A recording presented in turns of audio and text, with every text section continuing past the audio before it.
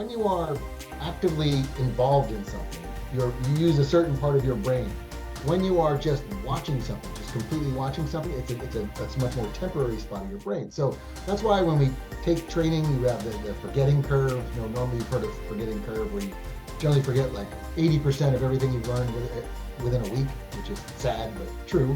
That doesn't actually apply to a truly immersive or gamified experience. You learn it in a different way because your brain actually feels like you're experiencing it.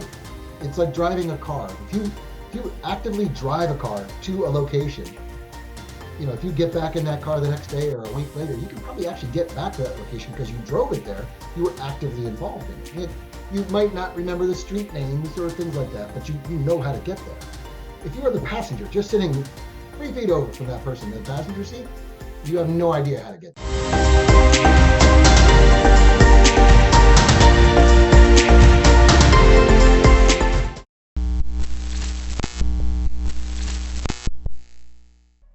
So, hey, John, hi, my name is Augustin. I'm the editor-in-chief of Cyber Express. Welcome to the show.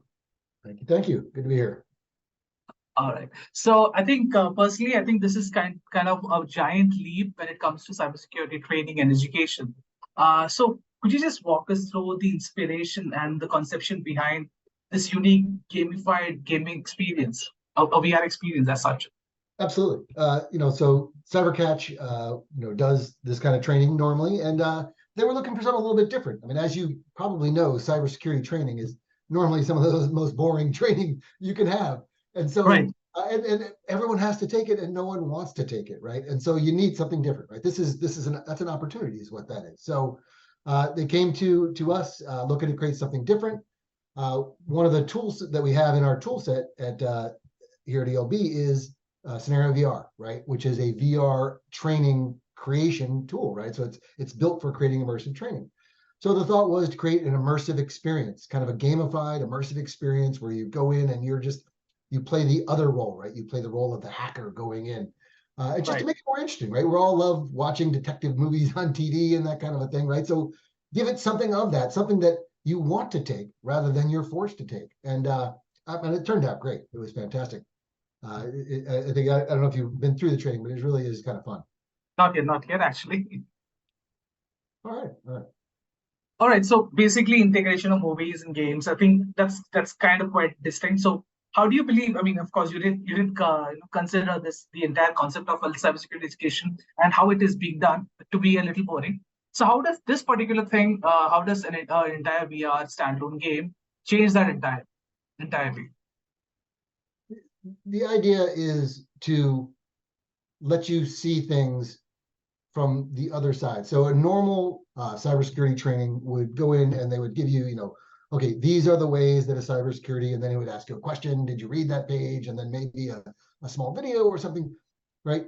This takes you in and says, okay, you are the hacker and you have to infiltrate the organization and you have to select the best ways to hack into it. Now you're a white hat hacker, you're a good guy, but you have to try to figure out the best ways to get in, right? But by doing that, you see the ways that they're coming to get you, and you have to evaluate, oh, okay, what would fool me if I went in there? Well, that kind of thinking, that kind of reverse thinking about it is actually the best way to learn about it, right? So now you get a much more advanced view of looking at these things when a phishing email comes to you, or is your company a good target, right? Even, the question of whether your company would be a good target for hackers is kind of an important thing that I bet most people haven't thought about. These are subjects that are covered in the training, right? And so these are the kind of things that you get in there. Plus, again, you pay more attention to it, I think, this way. I can tell you that I, as CTO, have to take cybersecurity training all the time. And I couldn't tell you any of it, what happened, because I don't remember most of it, truthfully, which is sad. But it's true, but I can tell you every detail of that immersive experience because having gone through it, and it's just really, it's interesting, it's fun. I've taken it more than once just because I liked it. Got it. So I think, yeah. First of all, I think this should have been the first question as such. I mean, who is this exactly targeted at? Considering that there is an entire sort of a gamification and stuff like that, are you targeting people who are entering into the domain of cybersecurity, or is it is it a little towards a lower K-12 level or something like that? No. Well, I don't know about K-12 level, but I think we're targeting most employees of corporations, right? The way people are getting hacked, corporations are getting hacked these days, is through spear phishing in general. That is 70% the most prevalent way. Targeted attacking, spear phishing, getting credentials, that sort of thing. So everyone in a corporation is really vulnerable at this point, and the weakest link in your corporation is how people go in. And so Right. this kind of training is, I think it's essential for everyone in a corporation, and it's essential for everyone to treat it with the importance that it really has in today's world. I mean, the price of taking training compared to the price of an actual hack is a logarithmic scale, right? And so to go in and just train your people on this and get them through something that they'll probably enjoy doing, that will save you so much money in the long run if you do not get hacked. And it's the innocent of someone reading their email. Oh, look, a corporate update, let me click on that. Oh, look, I have to download this patch, and then they're hacked and they're in. It just is to stop something as simple as that. All right. So so by role playing as a newbie hacker, basically learners get to see the cyber world with the potential views of an adversary.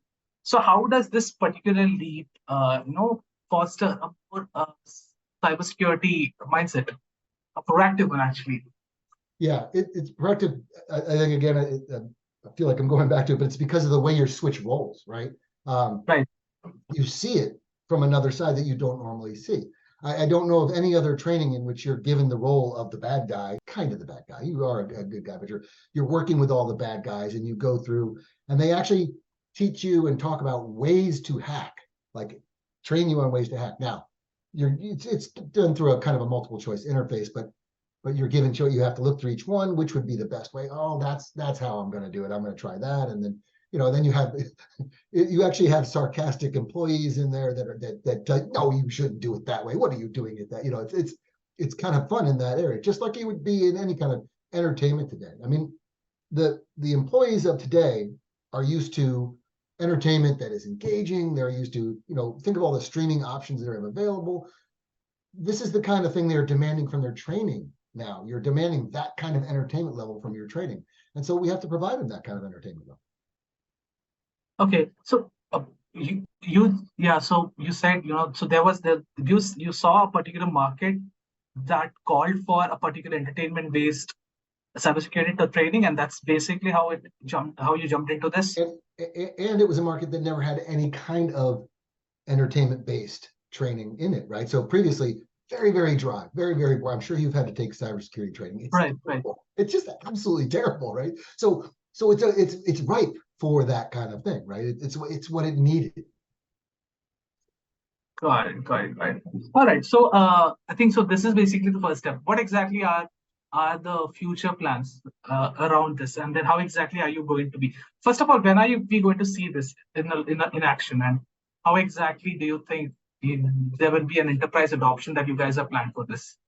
So very, very, very soon. I can't give you the exact day, but it started out, we were actually doing this, working with CyberCatch to develop it for them to sell as their own product. As this grew into what it became today, we saw the opportunity in it, and we're actually going to be co-marketing it with them. So we will be selling it as well as CyberCatch will be selling it. We are working on signing up some active partners in the field also to sell it. So I think you'll see a lot of this very soon. Still some details to be hammered out as far as contracts and things like this. So I can't give you an exact day, but soon. We're certainly soon. All right. Okay. In terms of just for my understanding, so you said there is also a view of an adversary. There is also a preventive. So do you see an adoption of this particular thing in maybe any blue team exercise, or will it encompass a lot more of those? Loading. Well, I mean, we're going to probably market it in multiple ways. We will have the option of a single person to come in and sell and buy, but I would think it will probably be more at the customer level, at the large organization level, where they will go in and buy it for their entire enterprise, right? So I see the individual user coming in, and we will be selling it in that manner as well. But I think really where it'll get adopted is it'll become kind of a standard for training across organizations, right? And I think this may drive a lot of change in what people expect from their training. Because once you take something like this, it's like, well, why can't my sexual harassment course be like this? Why can't my, corporate rules course be like this? Why can't it be something that's kind of fun to take, True. Yeah, I think that is solving. You're definitely solving a problem with that perspective, considering all of these things are just slides or massive documents that people have to read up. Yeah. Instead of that, basically there is an entire. But the rest of our life is this amazing immersive binge watching Netflix style thing coming at us, and we like that. We don't like what we're getting there. Hey, let's change that to match what we have here, right? That's where we need to go with this kind of thing. Oh, okay. So now the question arises a little bit about certification. Considering I think we are actually conducting a survey, we just did actually, and then we actually came up with some couple of staggering results about how some very famous certifications don't have the value that it held a couple of years ago, and things like that. So do you also see probably see this particular type of a VR experience to maybe in the future substitute the entire concept of cybersecurity certification? It could. It could actually do it for a lot of different things, right? So I've been behind Scenario VR now for 4.5 years or so, and I've seen it used for a variety of things that I would never have expected to be used for, right? There's so many different avenues, but cybersecurity is one of the things I used to say that, oh boy, you'll probably never see VR training for cybersecurity. I actually was quoted as saying that completely wrong, by the way. And it's because anything that's real world that you can simulate in the real world is a great idea for immersive training. And so, yeah, I could easily see, because you can do the same sort of testing, you can do the same sort of things that you can do in other training. You can just make it a little more engaging and immersive. It's still gradable. You can make it SCORM or XAPI. You can do it all in the same ways, but you can interject the questions as physical things that you do. And so it doesn't seem like you're taking a test, even though you are taking a test as you're going through it. So absolutely, you could be certified on these things. Certification is nothing more than a standardized set of questions. No one says how you have to present those questions. So yes, those questions can be presented in an immersive format. So how do you also see entire, idea of hands-on experience changing with this?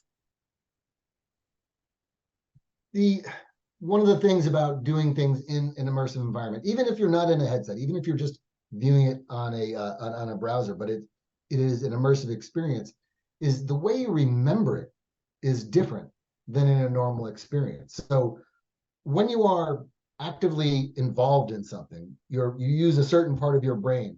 When you are just watching something, just completely watching something, it's much more temporary spot of your brain. So that's why when we take training, you have the forgetting curve. Normally you've heard of forgetting curve, where you generally forget like 80% of everything you've learned within a week, which is sad but true. That doesn't actually apply to a truly immersive or gamified experience. You learn it in a different way because your brain actually feels like you're experiencing it. It's like driving a car. If you actively drive a car to a location, if you get back in that car the next day or a week later, you can probably actually get back to that location because you drove it there. You were actively involved in it. You might not remember the street names or things like that, but you know how to get there. If you are the passenger just sitting 3 feet over from that person in the passenger seat, you have no idea how to get there. First of all, you were probably on your phone the whole time. You weren't involved in it. You were just passively in it. So actively engaging the user in training or whatever the actual thing is you're doing is how you get them to remember what they're doing or apply it to what they're doing in their day. All right. So yeah, coming back to the question where you're seeing an adoption. You're seeing the next generation of cybersecurity experts, jumping onto something like this. Do you also see the concept of entertainment-based education to spread out to other avenues as well, not just cybersecurity, but probably towards maybe a business or any kind of other kind of industries or I see it all education the time. One of the industries that I'm seeing a lot of uptick in is the transportation or trucking industry, which again, kind of surprised me. But there are a lot of physical interactions, a lot of things that are done in there. And the people that you're training generally are adverse to sitting down and reading a bunch of documentation and doing that kind of thing, right? So provide them some entertainment base. So there's one on, I've seen several now on hooking up, trucks and loads and pallets and loading and unloading trucks and things like that. And of course, it's almost like a blooper reel. You see the people that are, things are falling off the trucks. They're not hooking things up right. They're doing all these things wrong. And then you're getting the right ways to do things, and you have to select it. Make it entertaining. Give them something to watch, right? I mean, the other part of that is when they're filming these things, they're actually creating and filming live characters to do these. They don't use actors. They use the actual people whose job it is to do it, the people that work there. You'll find out that people kind of want to be actors. We all want to be a movie star.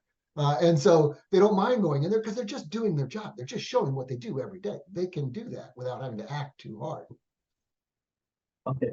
Probably the last question. I mean, okay, so apart from the movies, and I think movies usually, make the concept of hacking very fancy and, very dramatic. But in real life, it's basically looking at a lot of codes and, working on that and things like that.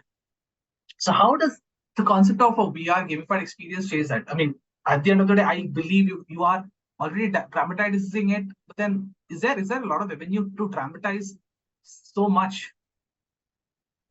Where this course is dramatized is in your interactions with the hackers. When you're actually doing the hacking, you are sitting down at a computer monitor and selecting things on a monitor, because that's what, like you said, that's what hacking is. It's not really, it's not nearly as cool as they all think on science.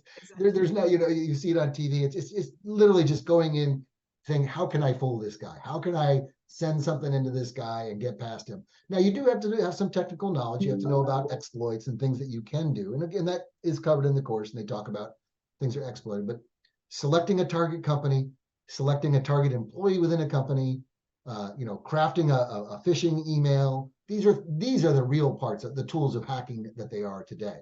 And that's what gets you in. And that's what this organizes for you, is that, hey, this is what actually happens. Now, you make it fun because you talk to somebody named Bobby Bag of Donuts and all these different characters that are in there. And that's actually a name of one of the characters, Bobby Bag of Donuts. And all these different things that you go, and then the dialogue is just hilarious as you're going through, dealing with these hackers.